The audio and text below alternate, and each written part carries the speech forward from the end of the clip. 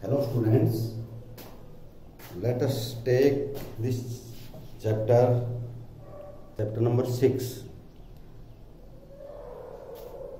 and exercise number 6.3, 6.2। तो ये exercise है, ये वही चैप्टर है लाइन्स एंड एंगल्स। और इस एक्सरसाइज के अंदर पहले मैं कुछ एक बातें बता देता हूँ।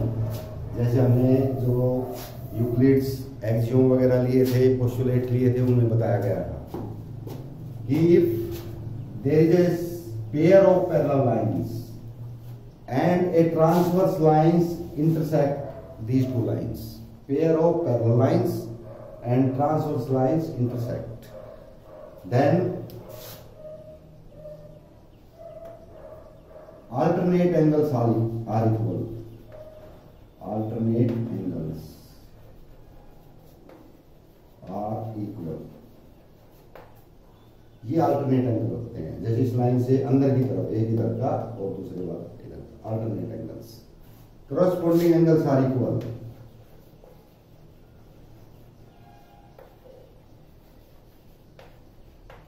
ये corresponding है, ये वाला और उसी डायरेक्शन में ऊपर वाली लाइन वाला, यानी इस लाइन और ट्रांसवर्स के बीच का और इस लाइन और ट्रांसवर्स के बीच का, दोनों एक ही डायरेक्शन में होने चाहिए। ये नहीं है कि एक नीचे का ले लेंगे, ये इक्वल नहीं होते, एक ही साइड में, इनको बोलते हैं corresponding angles। ये alternate, ये corresponding। और तीसरा होता है sum of interior angle of one side are equal, यानी interior angles of one side are equal, नहीं सम है ना, sum of interior angles of one side is 180 degree, यानी ये एंगल प्लस ये इसके इधर वाला या उधर वाला ये प्लस ये, तो ये होते हैं interior angles of one side. तो ये दोनों इक्वल हो जाएंगे। इसका रिवर्स भी ऐसे ही है कि if there are two lines and a transverse line intersected in these two line, transverse line intersect these two lines and if alternate angles are equal then the lines will be parallel. If corresponding angles are equal, then lines will be parallel, and sum of interior angles of one side is 180 degree, then the lines will be parallel। तो तीन तरह से हम parallel line है तो हमने तीन चीजें आपको बताई थी, alternate angle equal, corresponding angles equal, and sum of interior angles of one side is 180 degree।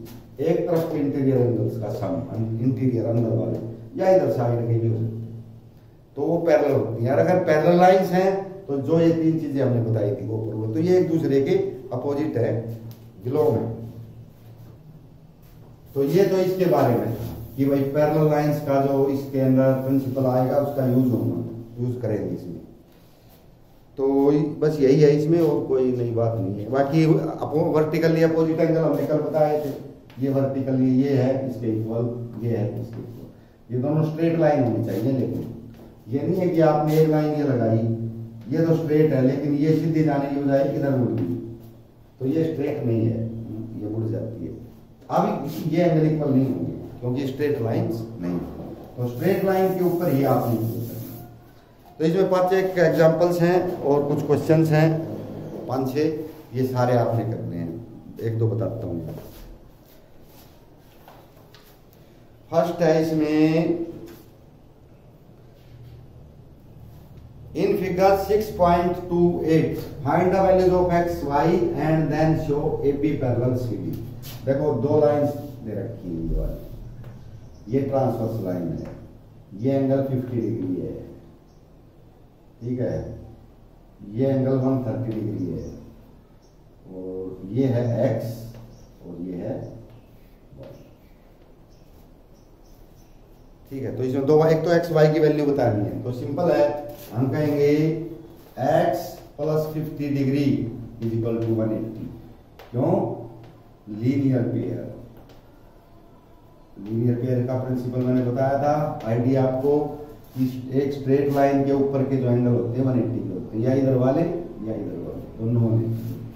तो ये इस लाइन के ऊपर के ही तो हैं पेयर ऑफ एंगल्स, तो 180 के हैं इनका एडिशन, तो ये स्ट्रेट लाइन के ऊपर होता है तो 180। तो स्ट्रेट लाइन लीनियर पेयर के कारण होगी, तो एक्स की वैल्यू क्या आई 180 minus 50 130। y is equal to 130 vertically opposite angles. ये बताया कि इक्वल होते हैं, जैसे दो लाइन काट रही हैं, एक इधर वर्टिकली अपोजिट एंगल्स इक्वल। अब x भी 130 y भी 130, therefore x is equal to y। ये x और ये y कैसे एंगल है, ये एक इधर वाला एक इधर वाला alternate angle, but these are alternate angles, लेकिन ये अल्टरनेट एंगल्स हैं, therefore पैरेलल लाइन हो जाएंगी। अगर इसके नाम AB और CD लिखे हुए हैं तो हम लिख देंगे therefore AB पैरेलल। तो ये तीन चीजें आपने इसमें बतानी थी करके, ये हमने इसको बताया है। अब मैं लेता हूँ नेक्स्ट क्वेश्चन, 2-3 बताऊंगा, 2-3 आपने बाकी कुछ करने हैं। हल ले लेते हैं। इन फिगर 6 पॉइंट ये दे रखी है, ये लाइन है AB, ये रे है, वैसे रे में से काट रखी है, लाइन सेगमेंट है AB, और दूसरा लाइन सेगमेंट है यहाँ पे CD, ये C और ये D, और FE ये परपेंडिकुलर है FE, और GE।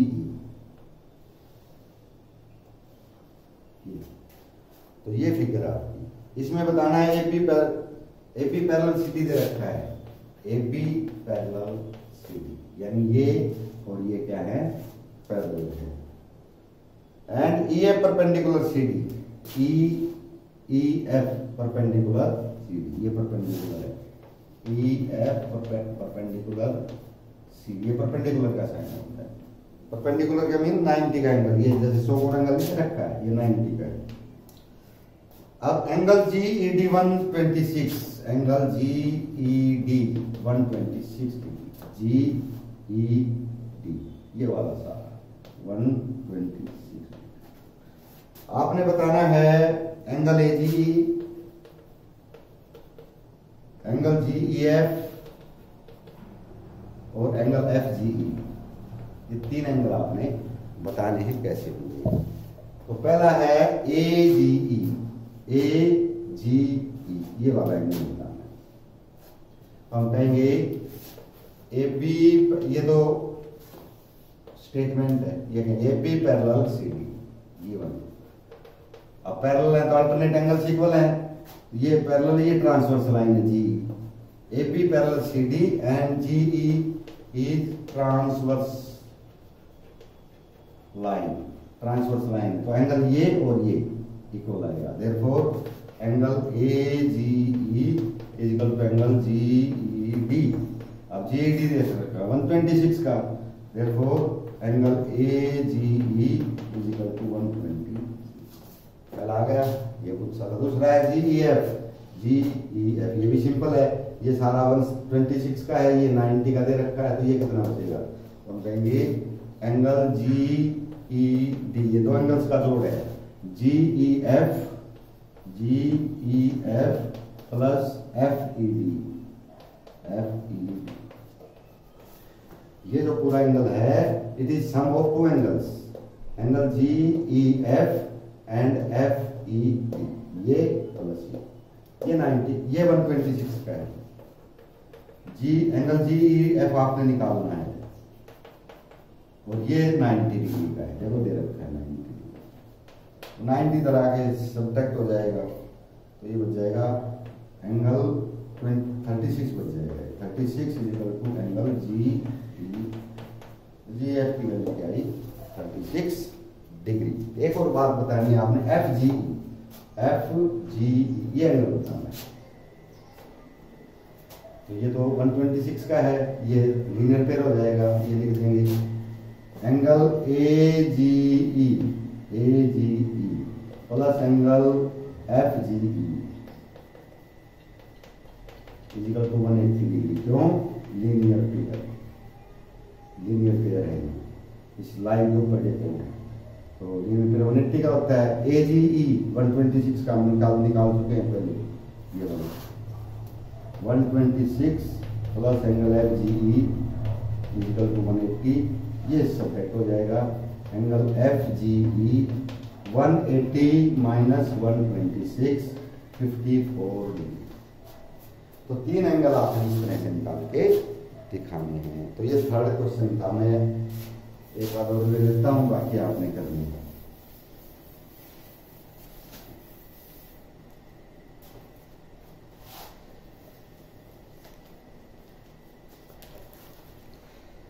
छठा ले लेता हूं। In figure 6.33 PQ and RS are two mirrors. PQRS, ये PQ है और ये RS, दो मिरर हैं जी, यानी इधर से पेंट हो रहा है, इसके इधर से पेंट हो रहा है। तो यहां से वो जो बाल संवारते हो घर पे प्लेन मिरर होता है, दर्पण, तो ये वो है। ये इधर से रिफ्लेक्टिंग है, ये इधर से रिफ्लेक्टिंग है, इधर से पेंट हो रखा है, इसमें इधर से पेंट हो रखा है। इन ये पैरेलल है, तो क्या दे रखा है? PQ पैरेलल RS, ये बना पैरेलल दे रखा है। अब देखो इसमें कुछ रे डाल रखी है, A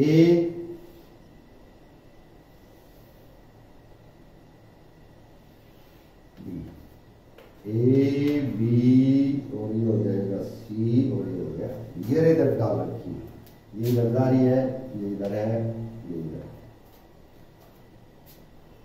N incident ray B strikes the mirror.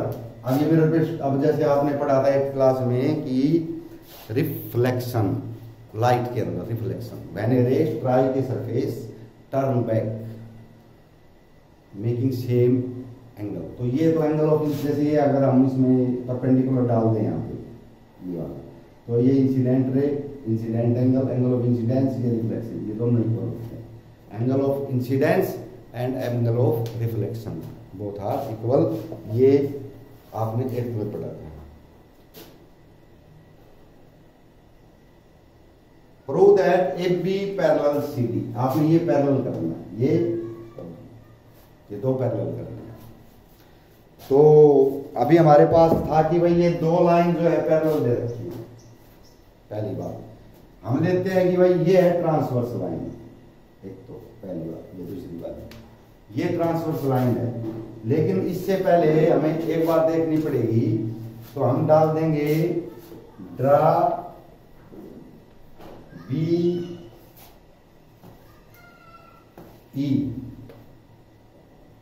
Perpendicular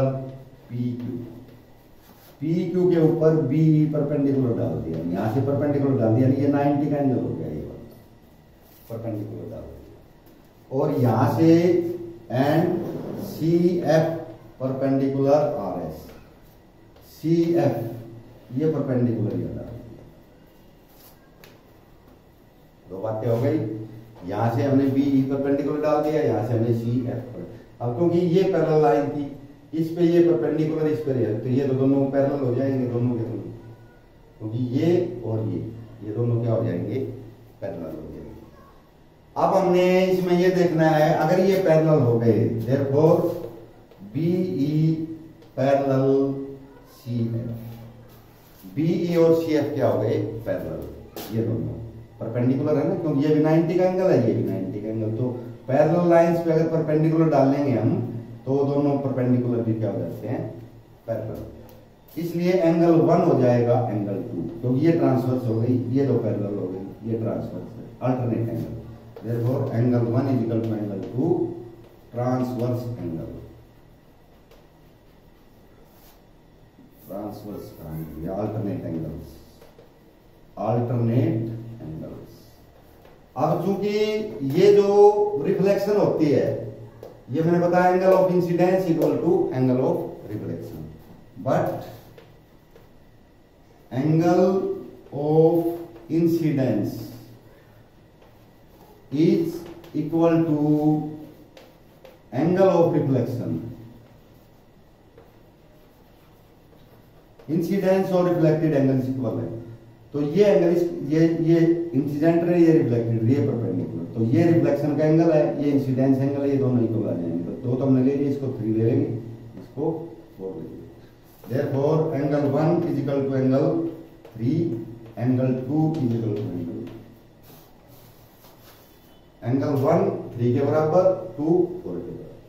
हमने इससे पहले ये निकाल दिया था कि angle 1 is equal to angle 1 और 2 इक्वल है, एंगल 1 और 2 इनको ऐड कर दो आप, 1 और एंगल 2 इक्वल है, इनको ऐड कर देंगे। लेकिन ऐड ऐसे करेंगे, 1 में 2 नहीं ऐड करेंगे, 1 में हम 3 ऐड करेंगे। ये एंगल 1 और 3 इक्वल हो गए और एंगल 2 और 4 इक्वल हो गए। अब हम इसको ये दे रखा है angle 1 is equal to angle 2, तो ये लेते हैं हम, but angle 1 is equal to angle 2 से दोनों साइड में मल्टीप्लाई करो, 2 angle 1 is equal to 2 angle 2 कर सकते हैं। तो ये भी 2 से मल्टीप्लाई कर दिया, ये भी तो फर्क तो कोई पड़ेगा नहीं। एंगल 1 का दुगना, तो एंगल 1 का दुगना हो गया angle 1 plus angle 1 is equal to angle 2 plus angle 2। लेकिन एंगल 1 3 के बराबर है, 2 4 के बराबर, तो एक की जगह 3 लिख देंगे, एक को एक ही रख देंगे, इसकी जगह 3 लिख देंगे। इसी प्रकार इसको 2 रखेंगे, इसकी जगह 4 लिख देंगे, एक की जगह। तो 1 plus 3 equal to 2 plus 4, 1 plus 3 2 plus 4। तो 1 प्लस 3 क्या है, A B C. Therefore angle A B C equal to angle B C D. 1 plus 3 equal to 2 plus 4 है, यानी ये इक्वल टू इसके है, तो ये angle is equal to B C. But these are alternate angles, but these are alternate angles. अगर alternate और line parallel हो जाएंगी, देखो ये ट्रांसवर्स हो गई, ये एंगल लिया है और ये एंगल, ये लाइन पैरेलल हो जाएंगी। देयरफॉर ए बी पैरेलल, तो ये हमने ऐसे कर दिया। तो ये आपको मैंने 3 बता दिए हैं और कुछ एग्जांपल्स 5 है, तो ये आपने काम करना।